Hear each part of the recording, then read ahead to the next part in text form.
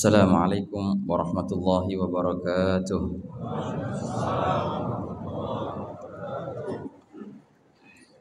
Alhamdulillah, alhamdulillah daimil ifdal, azimin nawal. Wassalatu wassalamu ala sayyidina Muhammadin maula Bilal al-badril mutalal sallallahu alaihi wa ala alihi wa sahbihi khairi sahbin wa al. Subhanaka la ilma lana illa ma 'allamtana innaka antal alimul hakim wa tub 'alaina innaka antat tawwabur rahim. Allahumma ya fattah ya alim ya fattah ya alim ya fattah ya alim iftah 'alaina fathan qariba ya arhamar rahimin. Allahumma la sahla illa ma ja'altahu sahla wa anta taj'alul hazana idza syi'ta sahla. Allahumma sahhil lana hifdzal ulum wa hab lana wasi'atil fuhum bijahi nabiyyikal ma'sum sallallahu alaihi wasallam. Allahumma inna nas'aluka al-ilma ladunni wal mashraba as-safil hani ya wahhab ya ghani wa na'udzu bika Allahumma min 'ilmin la yanfa' wa qalbin la yakhsha' wa 'amalin la yurfa' wa 'ainin la tadma' wa nafsin la tashba' wa da'watin la yustajabu laha bi rahmatika ya arhamar rahimin ya arhamar rahimin ya arhamar rahimin.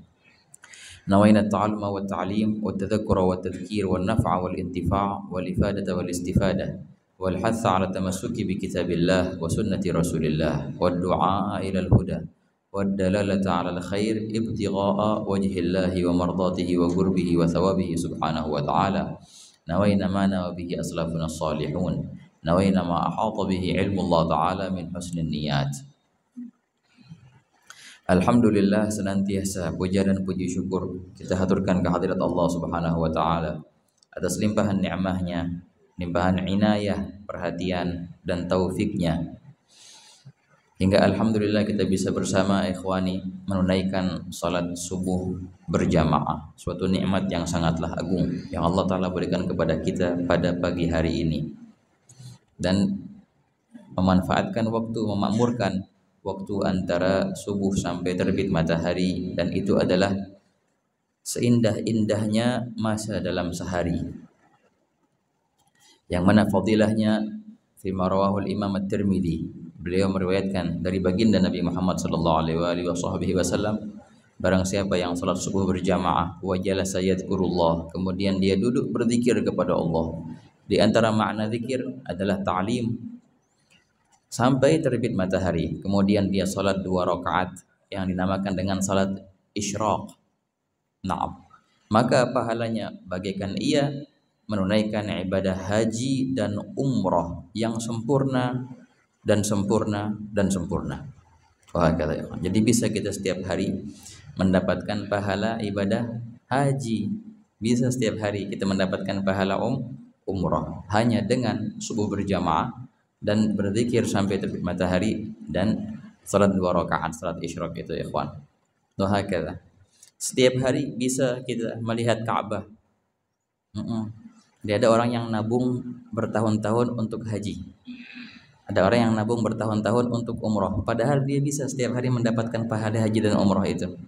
Pengen dia tengok Ka'bah. Padahal Ka'bah ada di rumahnya. Ka'bah apa itu? Itulah wajah seorang ibu. Wajah ibu itu bila mana kita melihatnya dengan mata kasih sayang, dengan pandangan rahmah, itu persis pahalanya. Kita mendapatkan pahala seakan-akan kita melihat Ka'bah. Wahakata ikhwan. Ada ajib. Perihal yang sangatlah agung. Masih adanya orang tua kita di rumah itu perihal yang sangatlah agung, nikmat yang besar. Sering-sering kita melihat wajah mereka dengan pandangan kasih sayang. Cium tangan mereka sebelum engkau akan kehilangan momen itu nanti. Manfaatkanlah yang masih ada orang tuanya ya. Wahakadha ikhwani. Alhamdulillah ala hadhihi ni'mah. Kana al-Imam Hasan al-Basri. Dahulu Imam Hasan bin Yasar al-Basri sayyidut tabi'in. Beliau menjadi seorang ulama yang tenar. Dan Masya Allah, beliau punya ibu itu panjang umurnya. Wahakadha. Tatkala ibunya itu wafat, beliau itu sudah menjadi seorang yang tenar. Itu beliau tuh nangis dengan histeris nangisnya, nangisnya. Padahal sudah menjadi sosok yang terpandang, menjadi panutan, qudwah. Sampai-sampai murid-muridnya, teman-temannya bingung dengan keadaan beliau ini. Ada apa gerangan? Kok nangis segitunya dengan wafat ibunya itu? Ditanyakanlah kepada beliau, ada apa gerangan engkau wahai Imam Hasan al-Basri menangis dengan seperti ini? Apakah engkau tidak menerima takdir Allah atas wafat ibumu itu? Maka beliau berkata, oh tidak, bukan itu yang aku tangisi. Bukan wafatnya ibuku yang aku tangisi. Loh, lalu kenapa engkau menangis seperti ini? Beliau berkata, aku menangis karena di rumahku kemarin-kemarin senantiasa terbuka pintu surga. Namun dengan wafatnya ibuku, hilanglah pintu surga itu dari rumahku. Itu yang aku tangisi. Dengan wafatnya orang tua itu sudah hilang pintu surga dari rumah kita. Padahal engkau setiap hari bisa berlalu lalang di dalam surga itu dengan melihat orang tua. Ya, semoga Allah Ta'ala angkat derajat orang tua kita. Allah Ta'ala jadikan kita sebagai anak-anak yang berbakti kepada mereka. Dan kita niatkan, semoga insya Allah dengan duduknya kita di majelis ini, Allah Ta'ala sampaikan pahalanya dan keberkahannya kepada orang tua kita insya Allah. Amin ya Rabbal Alamin. Ikhwani, Masya Allah, kita duduk sekarang di sini dalam keadaan hujan di luar sana. Dan Al-Fagir yakin, Masya Allah, antum tidak mudah menempuh perjalanan sampai ke tempat ini, baik pun dengan mobilnya atau dengan motornya atau yang berjalan kaki di bawah hujan dan dalam kegelapan malam. Itu luar biasa ikhwan, fadilahnya sangatlah agung. Naam, dalam hadis yang rawahu Imam Abu Dawud, baginda bersabda, Basyiril masyaina fi dhulami ilal masajidi bin nurit tam yaumal qiyamah. Berikan kabar gembira kepada mereka yang berjalan dalam kegelapan malam menuju ke masjid. Apa kabar gembiranya? Bahwasanya mereka akan mendapatkan cahaya nanti di hari kiamat, cahaya yang sempurna yang menuntun mereka sampai ke surga. Itu balasan.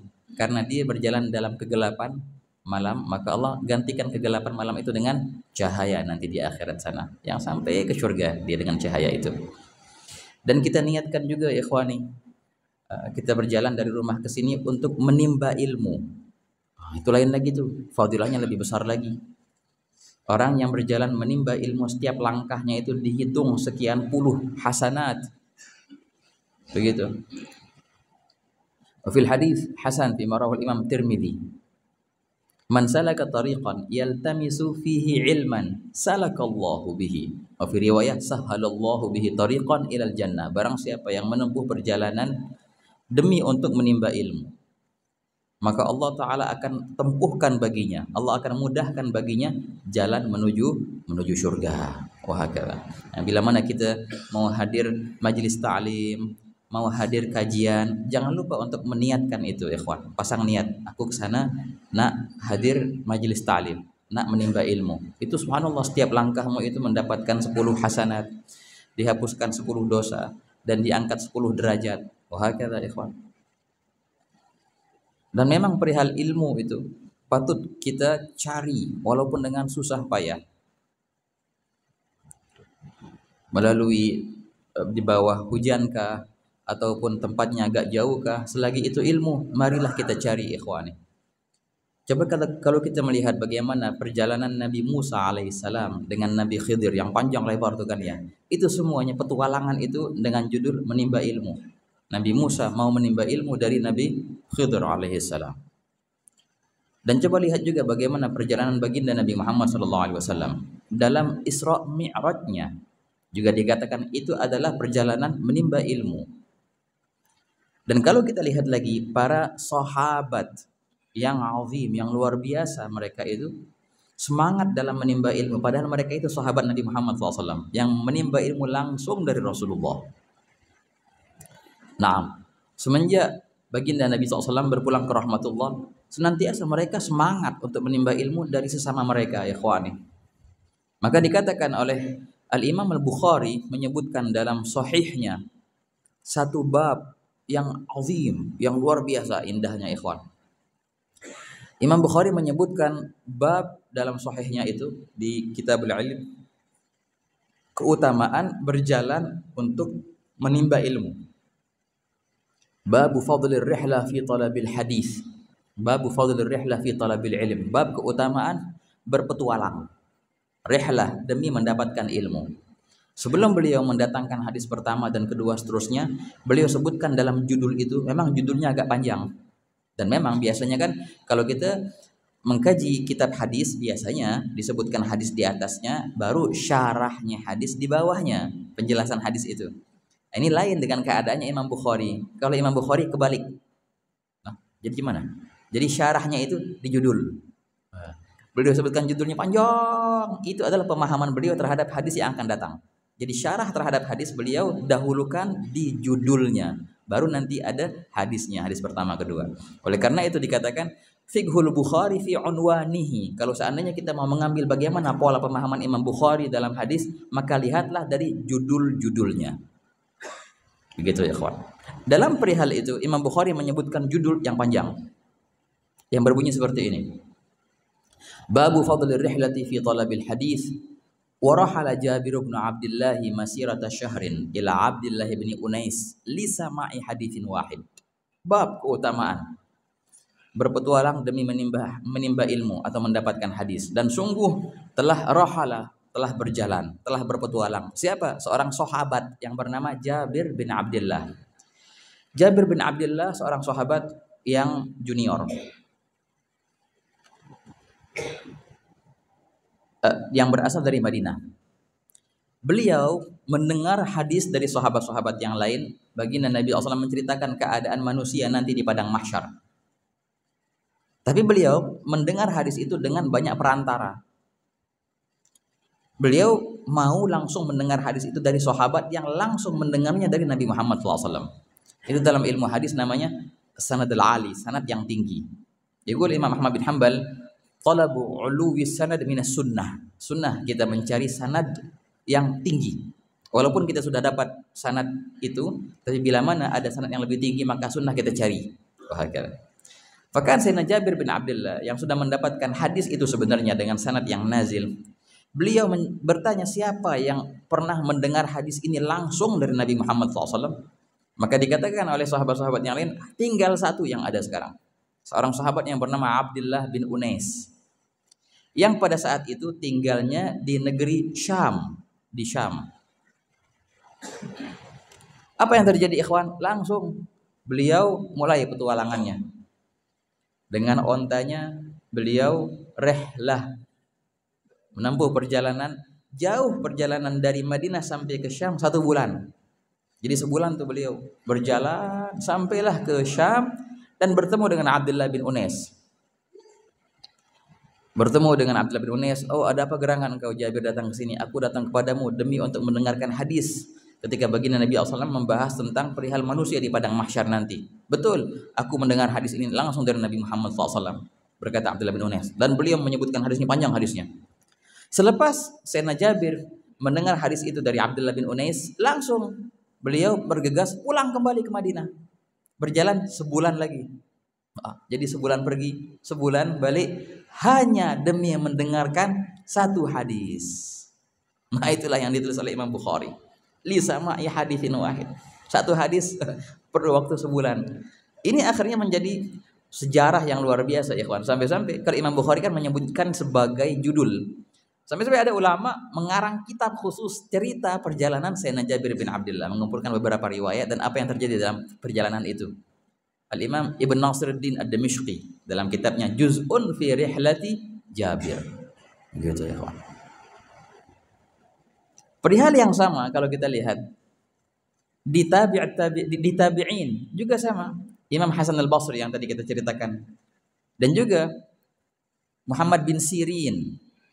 Dalam ceritanya Imam Az-Zahabi menyebutkan dalam Syiar Alam Nubala, wa kana yaqta'anil ayyama wal layaliya li haditsin wahid. Seringkali dua ulama itu daripada tabi'in menghabiskan perjalanan berhari-hari, bermalam-malam demi mendapatkan 1 hadis sahaja. Begitu ikhwan. Dan perihal yang sama itu terulang bukan hanya pada Sayyidina Jabir bin Abdullah dari kalangan sahabat, juga berulang pada Sayyidina Uqbah bin Nafi' dan banyak lagi ikhwan. Jadi luar biasa. Dan memang seru sampai-sampai Imam Al-Khatib Al-Baghdadi, seorang muhadits yang ma'ruf, pengarang tarikh Baghdad, beliau sampai mengarang kitab namanya Ar-Rihlah fi Talabil Hadis, cerita-cerita dan hadis-hadis yang membahas tentang petualangan ulama hadis dalam mencari hadis. Sallallahu Nabi Muhammad. Allahumma shalli wa sallim alaihi. Dan ceritanya banyak panjang ikhwan, enggak masuk ke tema akhirnya kita kalau cerita cuma itu ya. Intinya Masya Allah, kadang-kadang ulama demi mendapatkan satu hadis mereka berpetualang jauh ikhwan. Wa alhamdulillah kita pada saat ini mendapatkan ilmu itu sangat dan sangat-sangat mudah ikhwan. Enggak perlu engkau jalan sebulan bolak-balik, enggak perlu. Kadang-kadang untuk mendapatkan ilmu tinggal buka HP langsung dapat ilmu.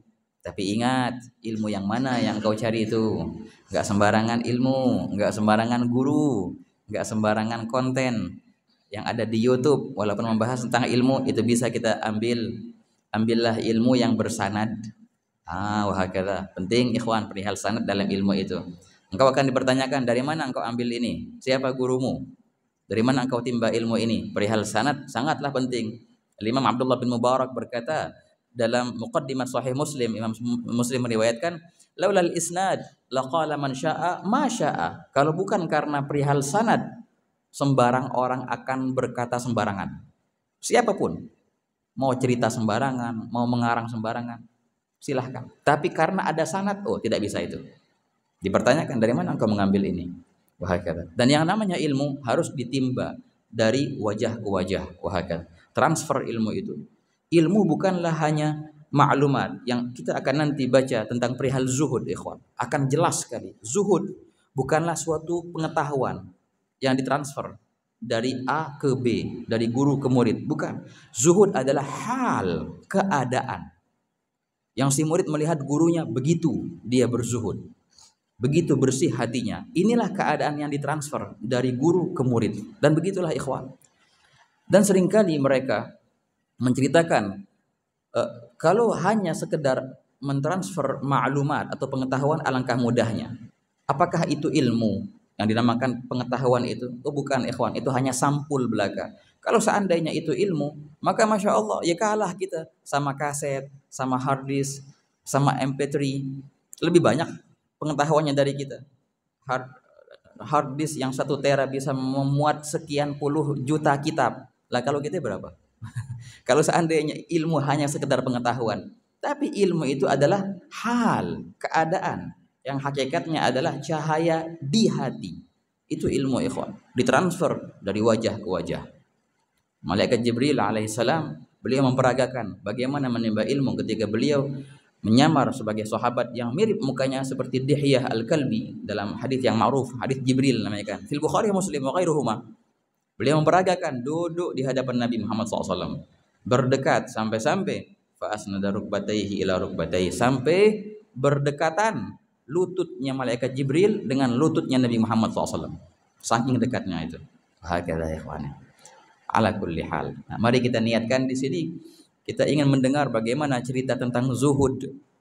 Semoga Allah Ta'ala jadikan zuhud itu sebagai akhlak yang ada di hati kita insyaAllah. Amin ya rabbal alamin. Dua perihal, zuhud dan hati yang bersih atau hati yang suci. Dan itu memang satu, karena zuhud adalah tanda hati yang bersih. Dan hati yang bersih buktinya adalah zuhud. Dan zuhud itu ikhwan, seringkali kita memahaminya adalah orang tidak punya materi. Padahal bukan. Punya atau tidak punya, ada atau tidak ada materi di tangan itu bukanlah satu tanda atau patokan dari zuhud. Hakikat zuhud adanya di dalam hati. Ada banyak orang yang di tangannya banyak perihal harta, tapi hatinya kosong dari harta itu. Tidak ada sama sekali dia mikir harta itu, walaupun itu harta banyak di tangannya. Itu dikatakan zuhud, walaupun dia kaya. Tapi kalau sebaliknya, di tangannya kosong, tapi di hatinya senantiasa dia mikirin dunia, itu adalah orang yang tamak, walaupun dia tidak punya apa-apa. Kita akan mengira, dia itu zuhud, padahal bukan zuhud, sangat tamak, karena hatinya memikirkan dunia. Jadi patokan zuhud itu adanya memang di hati. Dan memang ikhwan, perihal hati adalah perihal yang sangatlah penting. Nah, di riwayat Imam Muslim, baginda Nabi SAW bersabda, Innallaha la yanzuru ila suwarikum. Allah tidak memandang ke bagaimana fisik kalian, bagaimana gambar kalian. Allah tidak pandang itu. Akan tapi yang Allah pandang adalah bagaimana hati kalian. Gitu. Ala inna fil jasadi mudghah idza saluhat saluhal jasadu kulluh. Dalam riwayat yang lain, sesungguhnya di manusia ada segumpal darah. Bila mana itu baik maka semua manusia itu akan baik, dan bila mana itu buruk maka semua akan buruk. Apa itu? Itu adalah hati. Hakata. Jadi hati itu ikhwan tempat yang sangatlah agung. Dalam hadits qudsi, oh ini ajib hadisnya. Walaupun pembahasannya panjang dalam segi sanad. Rawa dzalikal Imam Tabrani dan yang lainnya. Allah Taala berfirman dalam hadits qudsi, "Ma wasi'ani ardi wala samai." Bumiku dan langitku tidak muat untukku, kata Allah Ta'ala dalam hadits qudsinya. Tidak cukup untukku bumiku dan langitku. Akan tetapi, lakin wasi'ani qalbu 'abdi. Akan tetapi yang cukup untukku, yang muat bagiku adalah hati sanubari hambaku. Jadi hati sanubari hamba itu adalah singgasana Allah Subhanahu wa taala. Walaupun hakikatnya Allah Taala tidak mempunyai hubungan dengan apa yang namanya waktu dan apa yang namanya tempat. Tapi dalam kinayahnya Allah nyatakan dalam hadis itu, tempatku emang hati, di dalam hati semestinya. Jadi hati manusia itu. Hati yang dengan hati itu manusia jadi manusia. Hati itu adalah hakikatnya tempat singgasana Allah Subhanahu wa taala. Bila mana hati itu bersih, maka Allah akan ada senantiasa dalam hati itu. Tapi kalau seandainya hati itu penuh dengan dunia, bagaimana mungkin Allah Ta'ala akan ada dalam situ? Imam Ghazali berkata, perumpamaan hati bagaikan ini cangkir. Bila mana engkau isi air, maka akan hilang udaranya. Bila mana engkau isi udara, maka akan hilang airnya. Begitulah perihal antara Allah dan selain Allah di hati. Kau tinggal pilih. Engkau letakkan Allah di hatimu, akan hilang semua selain Allah dari hatimu. Tapi bila mana ada selain Allah di hatimu, tak akan datang Allah kepada hatimu. Sallallahu Nabi Muhammad. Allahumma shalli alaihi. Semoga Allah telah jadikan hati kita arsy-Nya Allah. Semoga Allah jadikan hati kita tempat yang nyaman untuk Rasulullah sallallahu alaihi wasallam. Itulah ikhwan, hati itu mahal. Hati itu mulia. Naam. Makanya penting sekali kita menjadikan hati bersih. Dan memang ikhwan, hati adalah modal utama manusia untuk sejahtera nanti di akhirat.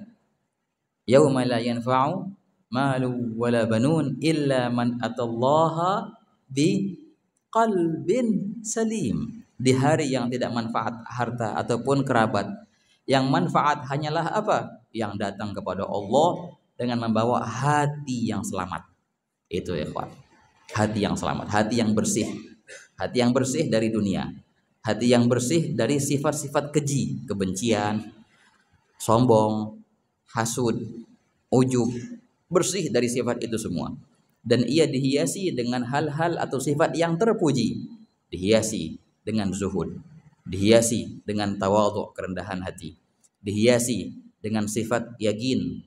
Dihiasi dengan sifat ridha. Dihiasi dengan tawakal. Dihiasi dengan khauf. Dan dihiasi dengan roja. Nah, itulah hati yang galbin Allahumma ja'al qulubana salimah insyaallah. Amin ya rabbal alamin. Ikhwani, dalam perihal zuhud, perihal zuhud ini banyak karangan ulama. Nah, dan di antara ulama-ulama yang pertama mengarang kitab yang berjudul Az-Zuhud itu banyak ikhwan. Sampai-sampai Sayyidina Abdullah bin Mubarak, beliau pernah mengarang kitab. Itu kitabnya masih ada sampai sekarang tercetak banyak. Az-Zuhud li Abdullah bin Mubarak. Ini dinobatkan sebagai kitab yang paling lama dalam perihal tasawuf. Naam, karangan Abdullah bin Mubarak. Az-Zuhud. Wafat tahun 181 Hijriah. Di abad kedua berarti sudah ada karangan masalah tasawuf dalam bab zuhud yang pertama dikarang memang. Dan juga Imam Ahmad bin Hanbal, Imamul Madhab Al-Hambali, beliau mengarang kitab sama juga namanya Az-Zuhud. Wahakala. Ini beliau muridnya Imam Syafi'i ya, Ahmad bin Hanbal ini wafat tahun 241. Juga banyak lagi Hannad bin Siri dan juga Ad-Durar wal Lum'ah fi bayan as-sidq fi az-zuhd wal wara' li katsir min al-a'immah. Banyak ulama-ulama kita mengarang tentang zuhud ini. Dan juga bab zuhud tertera di kitab-kitab tasawuf sangatlah banyak. Al-Fakir akan mulai dengan hikmah yang dibawakan oleh Al-Imam Ibn Athaillah As-Sakandari. Dalam hikamnya beliau berkata, "Ma qalla 'amalun baraza min qalbin zahid, wala kathura amalun baraza min qalbin raghib. Ini luar biasa hikmah ini. Beliau berkata, tidak dianggap sedikit amal yang berasal dari hati yang mempunyai zuhud, dan tidak akan dianggap besar atau banyak amal yang timbul dari hati yang bersifat tamak. Orang kalau punya zuhud ikhwan di hatinya, walaupun amalnya itu sedikit tapi dianggap besar. Dan bila mana di hatinya ada dunia, ada sifat tamak, walaupun amalnya besar tapi dianggap kecil. Gitu. Hakadha yaqul Ibnu Athaillah As-Sakandari. Dan zuhud itu adalah manba'ul hikmah, sumbernya hikmah. Orang Allah Ta'ala berikan fatah untuk bisa memandang sesuatu dengan bijaksana, hikmah. Allah Ta'ala talginkan kepadanya hikmah. Itu kapan? Bila mana dia sudah bisa di hatinya meninggalkan dunia. Baru Allah Ta'ala akan pancarkan dari hatinya itu hikmah. Oleh karena itu di antara tafsir min qauli ta'ala wa may yu'tal hikmata faqad utiya khairan katsira. Barang siapa yang diberikan hikmah, maka sungguh ia telah diberikan kebaikan yang banyak. Gal mufassirun, itu adalah man zahida fid dunya. Mereka adalah orang yang zuhud dari dunia. Barang siapa yang zuhud dari dunia 40 hari, maka ajrallahu yanabi al hikmah fi qalbihi wa antalaqa biha lisanuh. Maka Allah akan pancarkan hikmah dari hatinya dan mulailah perkataannya menjadi kalam-kalam yang hikam. Kenapa? Karena hatinya sudah zuhud. Dan sering kali kita mendengar hadis fi marawahu Tabrani wa Ibnu Majah, izhad fid dunya yuhibbukallah wazhad fi ma 'indan nas yuhibbukan nas. Zuhudlah engkau dari dunia, maka Allah akan mencintaimu. Gitu. Dan juga zuhudlah dari apa yang ada di tangan manusia, maka mereka para manusia akan mencintaimu. Sallallahu Nabi Muhammad. Oh, ini luar biasa hadis ini. Kalau kita sering melirik apa yang ada di tangan manusia, si manusia itu akan merasa risih. Apalagi kalau kita menampakkan bahwasanya kita ada keinginan untuk mempunyai apa yang ada di tangannya, pasti risih orang itu. Tapi kalau seandainya kita berinteraksi dengannya tanpa memandang atau tanpa mempunyai keinginan dengan apa yang ada di tangannya, kita akan menjadi orang yang terhormat, dihormati oleh dia, dan tidak mudah dibeli oleh dia, karena emang nggak ada niat untuk punya apa yang ada di tangannya. Oleh karena itu, izhad fi ma 'indan nas, zuhudlah engkau dari apa yang ada di tangan manusia. Niscaya mereka para manusia itu akan menghormatimu, akan mencintaimu pula, karena engkau zuhud. Wah, kata ikhwan. Ada ajib. Ada seorang sahabat yang bernama Harithah bin Nu'man. Ada ajib ikhwan. Beliau ini masih muda. Dalam hadis itu dikatakan beliau itu umurnya 18 tahun masih. Jadi luar biasa di zaman sahabat itu, sahabat-sahabat yang masih muda-muda itu luar biasa banget ikhwan. Sayyidina Zaid bin Thabit menjadi penulis wahyu. Wah, kata. Dan diperintahkan baginda Nabi SAW dia untuk belajar bahasa Ibrani. Itu beliau sudah menjadi juru tulis wahyu, umurnya berapa? 13 tahun. Masya Allah. Seringkali kita mendengar Al-Arqam bin Abil Arqam yang membukakan rumahnya di Mekah dulu untuk menjadi markaz, ya kan ya. Berapa umurnya ketika beliau bukakan rumah itu? 15 tahun. Umurnya siapa? Al-Arqam bin Abil Arqam. Sayyidina Talha bin Abdullah ketika beliau irmi fidaka abi, menjadi pemanah yang jitu, umurnya masih 18 tahun. Wah, banyak ikhwan, luar biasa. Dan mungkin semua pernah dengar seorang sosok di abad ke-8 Hijriah yang dengannya Allah Ta'ala jadikan Turkiya, Konstantinia dibukakan oleh Allah Ta'ala. Muhammad Al-Fatih. Beliau Muhammad Al-Fatih ketika membuka Konstantinia itu berapa umurnya? 21. Ada yang bilang 23. Ajib. Usamah bin Zaid bin Harithah dijadikan oleh Nabi SAW sebagai panglima perang. Sebagai panglima. Di antara prajuritnya ada Sayyidina Umar. Ini prajuritnya Sayyidina Usamah. Inilah utusan tentara terakhir sebelum baginda Nabi SAW berpulang ke rahmatullah. Jadi ketika Nabi SAW berpulang ke rahmatullah, itu dalam keadaan Usamah menjadi panglima perang yang mau diutus oleh baginda Nabi SAW pergi ke Mu'tah. Ketika itu Usamah bin Zaid, kan julukannya Hibbu Rasulillah wa ibnu Hibbi Rasulillah, anak kesayangan Rasulullah, dari anak kesayangan Rasulullah. Siapa? Zaid bin Harithah, anak angkatnya Nabi SAW. Ini anaknya nih, Usamah. Usamah bin Zaid, ketika baginda berikan bendera sebagai panglima perang, yang di antara prajuritnya ada siapa? Umar bin Khattab. Itu masa itu umurnya masih 19 tahun. Luar biasa ya kawan.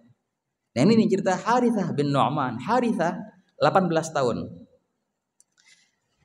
Ketika baginda Nabi SAW berkata, "Kaifa asbahta ya Harithah?" Bagaimana keadaanmu pada pagi hari ini wahai Harithah?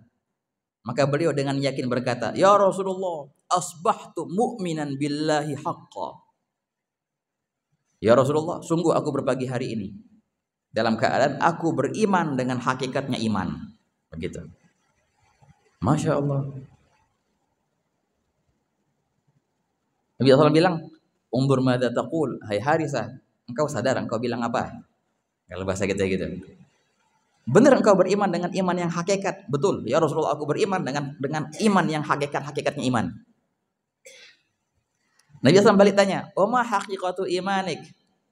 Maksudnya apa? Hakikat iman itu yang engkau katakan. Beliau berkata, Sayyidina Harithah, "Ya Rasulullah, azafat nafsi 'anid dunya." Ya Rasulullah, hatiku sudah tidak condong lagi kepada dunia. Fastawa indi hajaruha wa dhahabuha.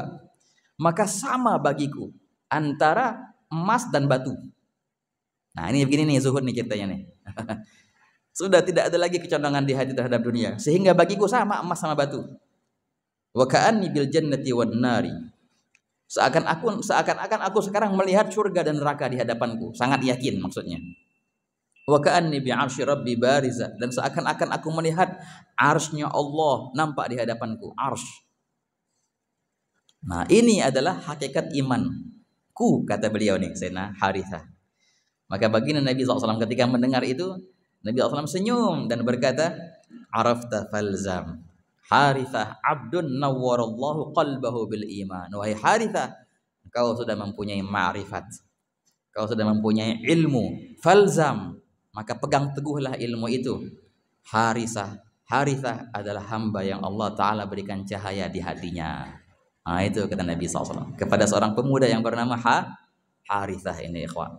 Beliau berkata, itulah benar hakikatnya iman apa? Bila mana engkau sudah menggapai hakikatnya iman, maka sama bagimu antara batu dan emas.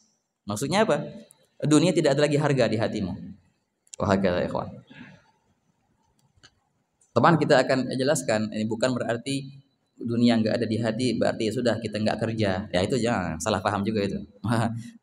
Apa namanya, mencari nafkah suatu kewajiban dari Allah atasmu. Bukan berarti orang zuhud berarti tidak cinta dunia, berarti menelantarkan keluarga. Haram itu jatuhnya. Banyak gitu. Zuhud berarti sudah dia nggak kerja, cuma ibadah aja. Dikira kerja itu bukan ibadah. Saya bilang justru kerja itu suatu ibadah yang besar. Bila mana seorang ayah keluar dari rumahnya mencari nafkah untuk keluarganya, setiap langkahnya itu persis pahala orang jihad. Begitu ikhwan. Jadi tidak berlawanan antara zuhud dengan mencari nafkah untuk keluarga. Perihal zuhud bukan di tangan, zuhud perihalnya di hati. Bahagia. Nah, qala Ali, berkata Sayyidina Ali bin Abi Thalib, "Man zahida fid dunya hanat 'alaihi al-masaib." Barang siapa yang sudah bisa zuhud di dunia, maka akan mudah baginya melalui musibah-musibah. Begitu. Ajib. Qala Fudail bin Iyad, "Haramun 'ala qulubikum an tusiba halawatal iman hatta tazhadu fid dunya." Tidak akan mungkin seorang hamba itu bisa mencicipi manisnya iman sehingga dia zuhud dulu dari dunia. Wahakala. Berkata Al-Hasan Basri, zuhud itu membuatmu istirahat, membuatmu nyaman di dunia. Enggak mikir dunia, hatimu nyaman dan badanmu juga nyaman bila mana engkau punya zuhud itu, ya kawan. Nah, itu memang hakikatnya zuhud adalah apa? Kosongnya dunia dari hati kita. Itu hakikatnya zuhud. Jadi tidak ada lagi hubungan dengan dunia di hati. La ilaha illallah. Sallallahu Nabi Muhammad. Allahumma shalli alaihi. Berbeda antara orang yang memiliki dunia dan antara orang yang dimiliki oleh dunia. Jauh berbeda itu ya kawan. Orang yang memiliki dunia, dia memiliki dunia. Dia yang mengontrol dunia, memiliki dunia. Itu tandanya dia tidak takut kalau seandainya dunia itu hilang. Ini berarti engkau memilikinya berarti. Tapi kalau orang yang dimiliki oleh dunia, tandanya dia takut kalau dunia itu hilang darinya. Gambarannya sama, ada orang punya harta di tangannya. Apakah dia zuhud atau tidak? Apakah dia memiliki atau dia dimiliki? Nah, kita tanya, kalau seandainya itu harta hilang darimu, bagaimana keadaanmu? Wah, stres, galau, depresi. Berarti engkau masih dimiliki oleh dunia. Engkau masih diperbudak oleh si dunia itu. Tapi kalau seandainya biasa-biasa aja, hilang, datang, gampang, datang lagi insya Allah. Bahagia. Kalau begitu, engkau baru nih benar, engkaulah yang memiliki dunia. Bahagia ya ikhwan. La ilaha illallah. Qala Abu Sulaiman Ad-Darani berkata, mengungkap hakikat zuhud. Gal az-zuhud tarku ma yushghil 'anillah. Hakikat zuhud itu adalah meninggalkan setiap sesuatu yang bisa menjauhkanmu dari Allah. Apapun itu yang bisa membuat engkau lupa dari Allah, engkau tinggalkan. Nah, itu adalah hakikatnya zuhud. Qala Al-Junaid Al-Baghdadi, az-zuhud huwa istisghar dunya. Zuhud adalah menganggap dunia itu remeh di hati dan menghilangkan pengaruh dunia dari hati. Qal az-zuhud khulul qalb amma fil yad. Zuhud itu enggak ada dunia di hati, walaupun bisa jadi ada di tangan. Artinya ada dan keberadaannya dunia di tangan sama bagi hatinya. Wahakala. Banyak ikhwan perihal tentang zuhud. Qala Abu Bakar Ash-Shibli, ini gurunya Junaid Al-Baghdadi. Qala az-zuhud an tazhada amma siwallah. Oh, azim, itu tinggi nih. Zuhud itu bukan hanya engkau meninggalkan dunia dari hatimu. Oh enggak, zuhud engkau meninggalkan selain Allah dari hatimu. Yang hanya adalah Allah di hatimu, baru namanya zuhud ya ikhwan. Oh. Karena Imam Abdullah Haddad berkata, ketika seorang hamba mau menempuh perjalanan menuju ma'rifat kepada Allah Subhanahu wa taala, maka dia wajib untuk membersihkan hatinya dari siwa. Dalam istilah mereka itu siwa. Siwa artinya, dalam bahasa artinya kecuali, selain maksudnya. Siwa artinya siwa Allah, selain Allah. Bagaikan hati itu bagaikan baju, dan siwa Allah, perihal selain Allah, bagaikan najis yang di hati itu, yang di baju. Bila mana engkau mau masuk ke dalam sholat, maka wajib engkau menyucikan bajumu. Wahakala. Miftahus sholat at-taharah. Ulama tasawuf mempunyai pandangan yang panjang lebar itu. Bukan hanya taharah, bukan hanya suci dari baju, dari hadis yang ada di pakaian kita atau di tempat kita. Enggak, yang lebih inti lagi, suci dari najis dunia yang ada di hatimu. Bagaimana menyucikannya? Qala wa tathiruha sab'an 'anil maili lis-siwa bima'il fana'i billah anhu wa ghaibati. Engkau menyucikan hatimu dari najisnya dunia itu dengan 7 kali basuhan. Macam apa? Macam najis apa namanya? Najis mughalladhah, ya. Harus dibasuh 7 kali. Engkau basuh 7 kali itu hatimu dari najis dunia, bersihkan dari najis dunia. Dengan apa aku basuhnya? Pakai air apa? Air suci mensucikan. Nah, itu adalah air fana billah. Air cinta kepada Allah. Itu ikhwan, satu-satunya yang bisa menghilangkan dunia dari hatimu adalah cinta yang membara kepada Allah Subhanahu wa taala. Baru itu akan hilanglah dunia dari hati. La ilaha illallah. Tuhan Nabi Muhammad. Allahumma salli wa sallim alaihi.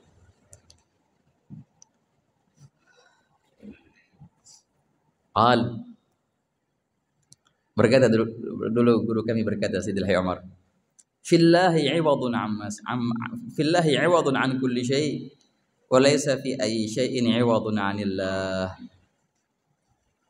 Bila mana engkau mendapatkan Allah, maka Allah sudah cukup bagimu. Nah, terganti semuanya dengan engkau mendapatkan Allah Ta'ala. Tapi kalau seandainya engkau kehilangan Allah, hakikatnya engkau tidak mendapatkan apa-apa. Tidak ada sesuatu yang bisa menggantikan Allah Subhanahu wa Ta'ala. Man fagadallah fagada kulli syai. Barang siapa yang kehilangan Allah di hatinya, maka sungguh ia kehilangan segalanya. Wa man wajadallah, barang siapa yang mendapatkan Allah di hatinya, maka sungguh ia telah mendapatkan segalanya. Wah kata ikhwan. Dan memang ikhwani, satu-satunya cara menghilangkan dunia dari hati kita dengan benar-benar hati itu membara, bara api. Api apa? Api kerinduan kepada Allah, api cinta kepada Allah. Nah baru itu akan hilanglah dunia itu, suci hatinya dari najisnya dunia. Mahabbatullah, cinta kepada Allah yang di hati, bila mana timbul di hati seorang hamba, benar, baru dia akan menganggap dunia tidak ada artinya. Inilah yang dikatakan oleh seorang perempuan yang arifah billah, mungkin semua tahu namanya. Siapa? Sayyidah Rabi'ah Al-Adawiyah, perempuan yang berasal dari Mesir, yang luar biasa. Beliau berkata, idza sahha minkal wuddu ya ghayatal muna fa kullu alladhi fawqa turabi turabu. Ya Allah, bila mana telah sah cintaku kepadamu dan cintamu kepadaku di hatiku, maka apa? Maka setiap yang ada di atas debu sama dengan debu. Setiap yang ada di atas tanah sama dengan tanah. Sudah enggak berarti lagi. Itu bila mana telah sah cintaku kepadamu. Wa hakadha yaqul Sayyidah Rabi'ah Al-Adawiyah. Cinta kepada Allah di hati itu azim ikhwan, luar biasa. Satu butir bila mana Allah Ta'ala berikan cintanya kepadamu, sehingga engkau bisa mencintainya, benar-benar engkau tenggelam dalam samudera cinta Allah. Dan memang enggak akan terlihat lagi dunia itu. Cukup dengan satu butir. Ya Allah bidzarrah min mahabbatillah. Afna biha an kulli ma siwallah wala ara min ba'diha siwallah. Al-wahid al-ma'bud rabbil arbab. Cinta kepada Allah di hati itu ada dua sifat ikhwan. Ada sifat takut kepada Allah dan juga ada sifat rindu kepada Allah Ta'ala.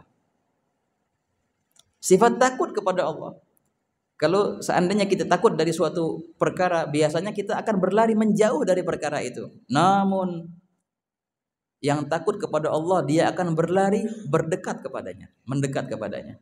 Itu berkata Ibn Athaillah Sakandari dalam hikamnya juga, subhanaka man khafa min syai'in haraba minhu wa man khafa minka haraba ilaika.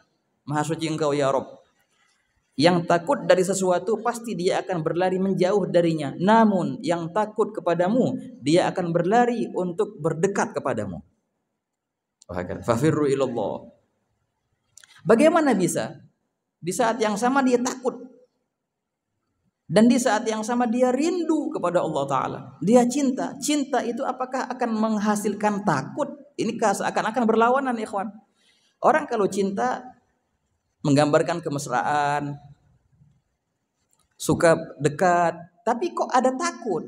Takut itu justru sifat yang histeris, yang serem, yang menggambarkan kejauhan. Itu takut. Bagaimana mungkin dua ini menjadi satu dalam perihal cinta kepada Allah Ta'ala? Di saat yang sama dia takut dan di saat yang sama dia rindu kepada Allah Ta'ala. Itulah hakikat cinta kepada Allah Ta'ala. Bagaimana ikhwan? Dahulu Syekh Muhammad Sa'id Ramadan Al-Buti pernah membahas ini. Beliau diundang waktu itu di komunitas di Eropa. Sebagian yang hadir muslimin, sebagian yang hadir non muslim. Dan beliau membahas masalah cinta kepada Allah Ta'ala dengan pembahasan yang sangat indah, yang sangat ragib. Membahas mahabbatul abad lillah, yang dengannya hilanglah dunia dari hati itu. Setelah selesai sesi materi beliau istirahat. Kemudian ada yang berkata, wahai Syekh Muhammad, ini ada perempuan yang sebenarnya itu dia jurnalis. Si perempuan ini, dia ada pertanyaan. Bolehkah dia masuk untuk bertanya? Oh, silahkan masuk ya. Masuklah si perempuan ini. Si perempuan laisat muslimah, bukan muslim. Masuk si perempuan ini dan berkata, sungguh wahai Syekh, pembahasanmu sangat dalam dan sangat luar biasa, sangat menyentuh hatiku. Pembahasanmu itu tentang cinta Tuhan kepada hambanya dan cinta hamba kepada Tuhannya sangat menyentuh hatiku. Namun ada satu perihal yang aku belum bisa memahaminya. Silahkan, ada apa? Engkau katakan tadi bahwasanya cinta itu dari si hamba kepada Allah Ta'ala, kepada Tuhan, itu menghasilkan dua sifat, takut dan rindu. Ini dua sifat yang berlawanan. Kok bisa menjadi satu? Takut ingin menjauh, rindu ingin mendekat. Bagaimana itu bisa tergambar bergabungnya dua sifat itu? Ini kata siapa? Si perempuan ini yang jurnalis. Itu langsung ikhwan, Syekh Muhammad Said Ramadan Al-Buti ketika mendengar soal itu, beliau langsung nangis. Nangis. Si perempuan bingung, ada apa nih? Kok Syekhnya nangis? Maka berkata Syekh Muhammad Said Ramadan Al-Buti ketika itu berkata, wahai fulana, wahai yang bertanya, apakah ada takut yang lebih besar daripada takutnya seorang yang jatuh cinta? Takut untuk tidak dicintai oleh orang yang ia cintai. Apakah ada takut yang lebih besar dari itu? Ketika orang jatuh cinta kepada seseorang contohnya, makin besar cintanya, maka akan makin besar pula rasa takutnya. Takut apa? Takut untuk tidak dibalas cintanya. Takut untuk ditinggalkan. Takut untuk diputuskan. Takut untuk dicuekkan. Maka makin besar cinta seorang itu, maka makin besar pula takutnya. Apakah ada rasa takut yang melebihi itu? Ketika orang takut dengan perihal, takut dengan singa, takut dengan kemiskinan, takut dengan bencana, itu nggak seberapa dengan takutnya orang yang jatuh cinta. Surah Nabi Muhammad. Ketika orang jatuh cinta tuh besar takutnya, ikhwan. Bila mana memang dia jatuh cinta, ya kan ya. Oh, luar biasa. Bisa-bisa dia nggak tidur. Di saat yang sama dia ingin mendekat.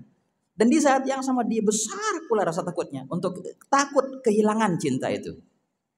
Nah, si perempuan itu ketika mendengar jawaban itu nangis pula si perempuan itu. Benar katanya. Tidak ada takut yang melebihi takut itu.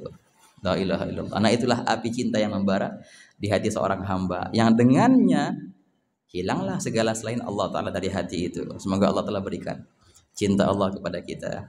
Semoga Allah telah jadikan hati kita cinta kepada Allah Ta'ala.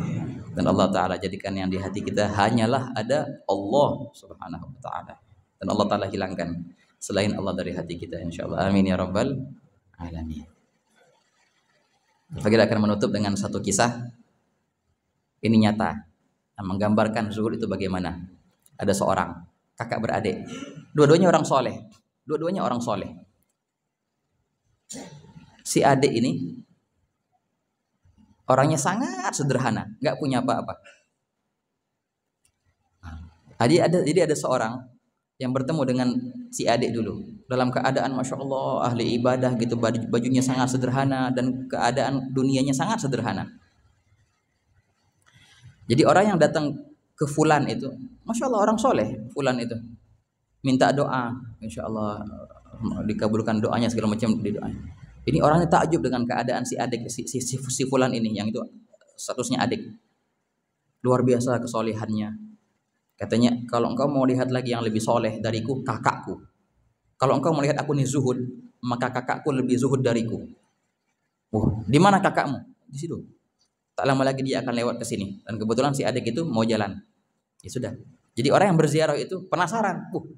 Ininya aku lihat adiknya seperti ini, luar biasa zuhudnya, cahaya mukanya. Bagaimana dengan kakaknya nanti? Lebih zuhud lagi pasti. Ditungguin sama dia. Tak lama kemudian datang orang dengan masya Allah, kalau bahasa kita dipatual. Jalannya pakai patwal, pakai arak-arakan, megah luar biasa. Turun dari kendaraan yang sangatlah mewah. Dia bingung, siapa itu? Nah itu Syekh Fulan. Syekh Fulan kakaknya Syekh Fulan. Betul, ini kakaknya. Ajib. Ya sudah, dia mendekat. Seorang soleh. Dan bersalaman. Ya, antum Syekh Fulan? Iya, saya Syekh Fulan. Ada apa gerangan? Saya belum lama bertemu dengan adik antum. Oh, masya Allah. Gimana keadaannya? Sehat, alhamdulillah. Masya Allah, luar biasa. Dia itu sangat zuhud. Dia bilang bahwasanya kakaknya lebih zuhud lagi. Nah, betul apa yang dikatakan adikku betul. Betul apa yang dikatakan adikku. Ini bingung yang bertanya nih. Maksudnya gimana? Iya, saya lebih zuhud dari adik saya. Dan kau sampaikan pesan kepada adikku. Dia bilang nih, sampaikan pesan kepada adikku. Sampai kapan hatimu tidak bisa meninggalkan dunia? Dinasihatin malahan. Sampai kapan kau tidak bisa meninggalkan dunia? Sampaikan pesan ini kepada adik. Bingung nih yang bertanya nih, bingung luar biasa. Apa yang terjadi ikhwan? Tak lama kemudian dia bertemu dengan si adik. Orang soleh juga. Dalam keadaan sangat sederhana tadi. Gal fulan, alhamdulillah saya sudah bersemu dengan kakakmu, Syekh Fulan itu. Masya Allah, gimana keadaannya, sehat-sehat, alhamdulillah. Tapi saya bingung, dia itu Masya Allah megah luar biasa. Dengan arak-arakannya, dengan ininya, dengan patwalnya kalau bahasa kita sekarang. Kemudian dia bilang, iya, dia itu lebih zuhud darimu. Betul kakakku bilang. Dan dia ada pesan kepadamu. Apa pesannya? Apa yang kakakku bilang? Dia berkata, sampai kapan engkau tidak bisa meninggalkan dunia? Bener, si adik itu langsung nangis. Nangis, nangis, dan nangis. Sekian tahun lamanya aku berusaha untuk meninggalkan dunia, tapi susah, kata si adik. Bingung yang bertanya ini. Ini gimana ceritanya? Semestinya ini kebalik nih, adik yang nasihatin kakak. Katanya enggak, bener itu. Bener, kakakku lebih zuhud. Dan aku berusaha untuk meninggalkan dunia, tak bisa-bisa. Maksudnya apa? Semua perihal hati. Kakakku itu walaupun megah yang kau lihat, tapi hatinya kosong, plong, enggak ada dunia di hatinya. Lah aku ini masih berusaha untuk menghilangi dunia dari hatiku. Dengan aku meninggalkan dunia secara zahir, masih belum bisa. Masih hatiku memikirkan dunia. Ini kata si adik. Baru paham tuh orang itu. Wah, emang perihalnya semua perihal hati, ikhwan. Soal Nabi Muhammad. Allahumma shalli wa sallim alaihi. La ilaha illallah. Yalla bidhara min mahabbatillah. Nafna biha an kulli ma siwallah. Wala nara min ba'diha siwallah al-wahidil ma'bud rabbil arbab. Fama urajil yawm kashfa kurbah illan safali mashrabul mahabbah. Wa niltu min rabbi ridhan wa gurbah yakunu fiha qata'a kullil asbab. Ala bisatil ilmi wal ibadah wal ghaib 'indi saraka syahadah. Hadha la amri muntaha sa'adah. Subhana rabbi man rajah ma khaf. Semoga Allah Ta'ala jadikan kita hamba yang terpilih. Semoga Allah jadikan kita hamba yang hatinya dipenuhi dengan cinta Allah. Dan semoga Allah Ta'ala jadikan kita hamba yang didekatkan kepadanya, yang dipenuhi hatinya dengan sifat syauq, kerinduan kepadanya, dan di saat yang sama sifat takut yang membara darinya. Amin ya rabbal alamin. Dan semoga Allah Ta'ala keluarkan setiap kadar dunia dari hati kita sehingga tidak tersisa sama sekali. Semoga Allah Ta'ala hilangkan segala penghalang yang menghalangi kita untuk menggapai ma'rifat Allah Ta'ala. Amin ya rabbal alamin. Rabbana atina fid dunya hasanah wa fil akhirati hasanah wa qina adzabannar. Wa sallallahu ala sayyidina Muhammadin wa ala alihi wasallam walhamdulillahi rabbil alamin. Assalamualaikum warahmatullahi wabarakatuh. Biasanya dibuka sesi pertanyaan, tapi kayaknya sudah waktu ini sudah. Minta maaf, mungkin materinya agak lama jadi enggak sempat kita untuk buka sesi tanya jawab. Ya, semoga Rabbana yaftah 'alal jami' insyaallah. Ya, assalamualaikum warahmatullahi wabarakatuh.